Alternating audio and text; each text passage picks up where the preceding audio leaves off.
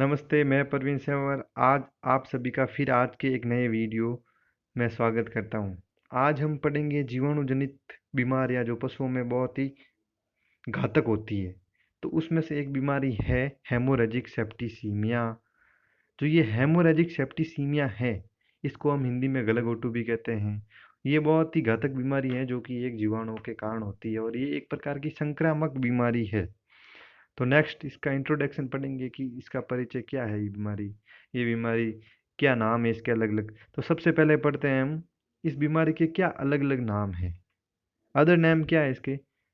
पहला है नाभिक बुखार, बोलते हैं इसको सीफिंग फीवर बोलते हैं। पास्चुरेलोसिस। पास्चुरेलोसिस इसलिए बोलते हैं इसे क्योंकि पास्चर नामक वैज्ञानिक ने इस बीमारी की खोज की थी। नेक्स्ट इसका नाम है गोटुआ। इसको गोटवा बोलते हैं। गर्रवा, इस बीमारी को गर्रवा इसलिए बोलते हैं क्योंकि इस बीमारी के होने के बाद जब पशु श्वसन क्रिया करता है तो उसमें घर घर की आवाज आती है, इसको इसलिए गरवा बोलते हैं। इसको सिफिंग निमोनिया भी बोलते हैं। नेक्स्ट है ये बीमारी जो इसे गलघोटू है, ये जीवाणु जनित रोग है जो मुख्य रूप से गाय, भैंस, बछड़ी, बछड़ा आदि में एक होने वाला एक घातक संक्रामक रोग है। यानी ये बहुत ही घातक और संक्रामक यानी फैलने वाला रोग है। नेक्स्ट जो मैंने एक यहाँ पे हाईलाइट किया हुआ है, इस रोग में गले में सूजन आ जाने के कारण सांस लेने में तकलीफ शुरू हो जाती है। तो ये इसके देखो इम्पोर्टेंट है लक्षण कि इस ये लक्षण आपको दिखाई दे रहा है, इसका मतलब ये बीमारी आपके श्योर है। तो ये क्या है, इस रोग में क्या होगा, गले में सूजन आना शुरू हो जाएगी शुरुआती दिनों में। फिर क्या होगा, शुरुआती दिनों में नहीं, ये बीमारी बहुत फास्ट चलती है। 24 से 48 आवर्स में ये अपना काम, या जो पशु अगर समय पर इलाज नहीं मिला उसको तो वो मर जाएगा। तो क्या है, इस रोग गले में सूजन आ जाती है, सांस लेने में तकलीफ हो जाती है और जो सांस लेने में तकलीफ होती है वो आगे बढ़कर निमोनिया की स्थिति उत्पन्न कर देती है और पशु फिर घर घर की आवाज़, तेज आवाज़ के साथ श्वसन क्रिया करता है और फिर वो अंत में मर जाता है। नेक्स्ट इसका इटियोलॉजी, कारण क्या है। जैसा कि हमारा टॉपिक जो चल रहा है वो क्या है, जो वे बीमारियां जो कि जीवाणु के कारण फैलती है, तो स्वाभाविक रूप से इसका जो कारक है वो भी एक जीवाणु होगा और इस जीवाणु का नाम है पास्चुरेला बोविसेप्टिका। जो ये पास्चुरेला बोविसेप्टिका है, इस जीवाणु के कारण ही पशुओं में हेमोरेजिक सेप्टिसीमिया होता है। ये जीवाणु छोटा, ग्राम नेगेटिव और अचल होता है। यानी ये जीवाणु अचल यानी इसमें चलने की क्षमता नहीं होता, ये रक्त के माध्यम से परिवहन करता है। तो ये एक प्रकार की संक्रामक बीमारी है। तो ये बीमारी फैलने वाली बीमारी है। तो ये बीमारी किस प्रकार फैलती है, तो उसके बारे में हम थोड़ा सा जान लेते हैं। आहार के माध्यम से ये किस प्रकार फैलती है। जैसे कोई पशु क्या करता है, चारागाह में चरने जा रहा है, वहाँ उसने चराई की, उस जगह उसने अपने लार ग्रंथियां से स्रावित लार और जो और भी जो नेजल ड्रॉप्स थे, उसको क्या कर दिया, उस चारागाह में चरते समय वहां पे उसने छोड़ दिए पीछे, जो कि क्या, या उस चारागाह को कर दिया दूषित। फिर वहीं पे दूसरा पशु जो स्वस्थ पशु आके उसी जगह चराई करेगा, तो वो उस लार के संपर्क में आएगा, जो उसके नेजल ड्रॉप्स के संपर्क में आएगा।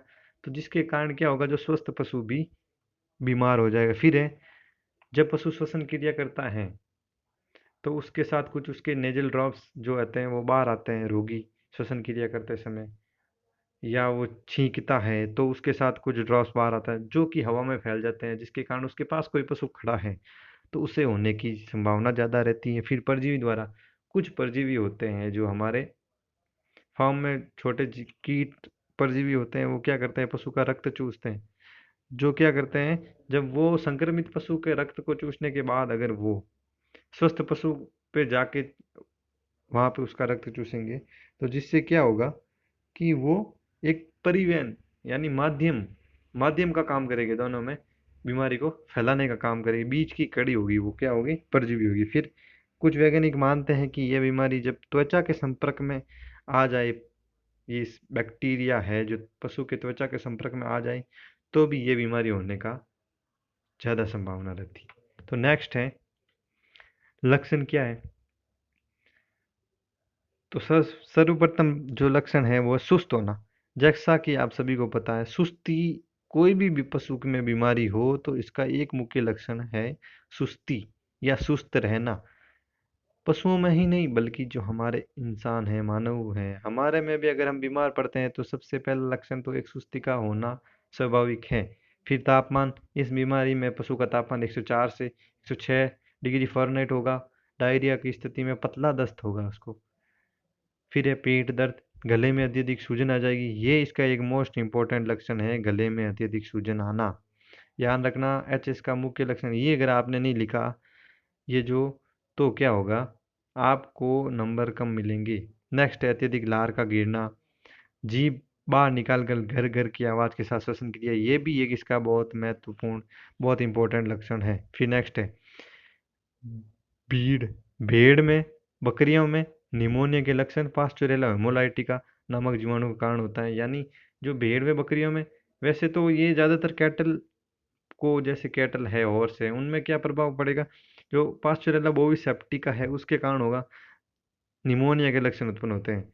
लेकिन कई बार क्या होता है जो भेड़ बकरियां में है तो उसमें क्या, जो ये निमोनिया के लक्षण पास्चुरेला बोविस सेप्टिका में कम प्रभावित करते हैं इनको, उन निमोनिया के लक्षण पैदा नहीं होते हैं। बल्कि जो ये पास्चुरेला है, हेमोलाइटिका है, इस जीवाणु के कारण, ये दोनों जीवाणु सेम ही है, एक ही प्रजाति के, लेकिन इनकी कुछ नस्ल में थोड़ा सा फर्क है। नेक्स्ट है अंत में पशु की मृत्यु हो जाती है। इस बीमारी में अंत में क्या होगा, पशु की मृत्यु हो जाएगी। नेक्स्ट हम पढ़ेंगे कि इसका डायग्नोसिस क्या है, इसका निदान क्या है, ट्रीटमेंट क्या है, और हम इस बीमारी से हमें बचना है तो हमें क्या करना होगा। तो सबसे पहले इसका डायग्नोसिस पढ़ेंगे। जिस प्रकार हमने लक्षण पढ़े तो लक्षणों के आधार पर हम इसका स्वयं निदान कर सकते हैं। हम लक्षण देख सकते हैं कि भाई तेज बुखार है।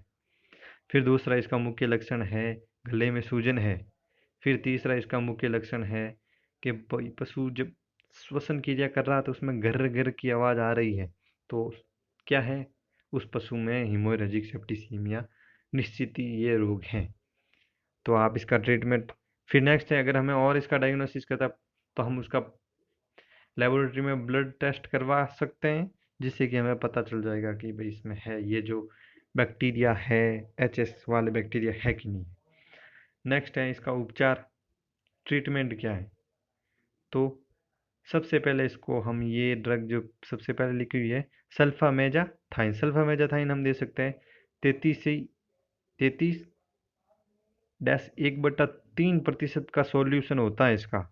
200 से 300 ml इसको आईवी देंगे तो राहत मिलेगी। इंजेक्शन ऑक्सीटेट्रासाइक्लिन और टेरामाइसिन 30 ml आईवी दे सकते हैं, या कोई अन्य आपके पास जैसे ब्रॉड एंटीबायोटिक्स होती हैं वो दे सकते हैं। जैसे हमने हमने पढ़ा होगा जो एंटीबायोटिक्स हैं उसके बारे में पढ़ा होगा, तो एंटीबायोटिक को मुख्य रूप से दो भागों में बांटा गया है। एक तो नैरो स्पेक्ट्रम एंटीबायोटिक और एक होती है ब्रॉड स्पेक्ट्रम एंटीबायोटिक। जो नैरो स्पेक्ट्रम होती है वो तो क्या होती है, जो थोड़े कम बीमारियां होती हैं या जिनमें थोड़ा फर्क जल्दी पड़ जाता है या घातक कम होती है उसमें काम ली जाती है। और ये ब्रॉड होती है, ये उन बीमार रोगाणुओं या उन बीमारियों में काम ली जाती हैं जिसमें क्या होगा, जो ये बैक्टीरिया है अपना प्रभाव ज़्यादातर रक्त में दिखाना शुरू करेंगे, तो ये ब्रॉड स्पेक्ट्रम एंटीबायोटिक थोड़ी जल्दी असर करती है। अब ये बीमारी एक एक्यूट फेज में होती है, तो इसमें क्या हमें आईवी देना थोड़ा बेटर रहेगा। आईएम भी दे सकते हैं ऑक्सीटेट्रासाइक्लिन, लेकिन आईवी देंगे तो वो तुरंत रिजल्ट होगा उसका। और एचएस है तो अगर कहीं आपके पास उपलब्ध है, आपके आसपास कहीं पे भी, तो आप उसको एचएस एंटी सीरम, एचएस का हेमोरेजिक सेप्टिसीमिया का एक एंटी सीरम आता है, उसको आप लगा देना। कैटल में 10 से 15 सीसी, बफेलो में 20 से 25 ml आईवी देना चाहिए।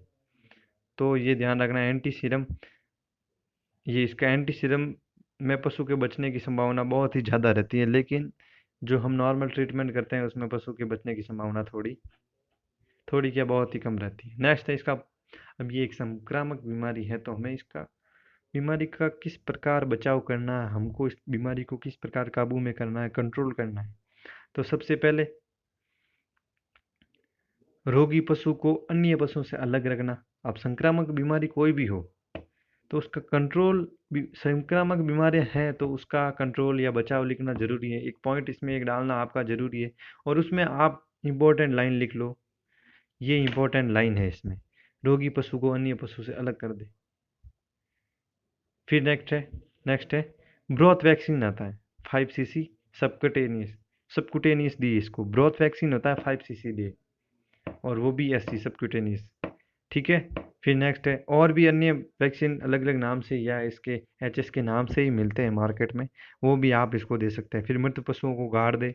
मानसून आ रहा है, उससे पहले स्वस्थ पशुओं में क्या करे, जो ये टीकाकरण करे, किसका, HS का टीकाकरण करे। अब टीकाकरण आप कोई भी ले सकते हो। Next, thanks for watching. हम इसी बीमारियों के बारे में अगली कड़ी में हम पढ़ेंगे। BQ लंगड़ा बुखार के बारे में नेक्स्ट वीडियो आएगा हमारा।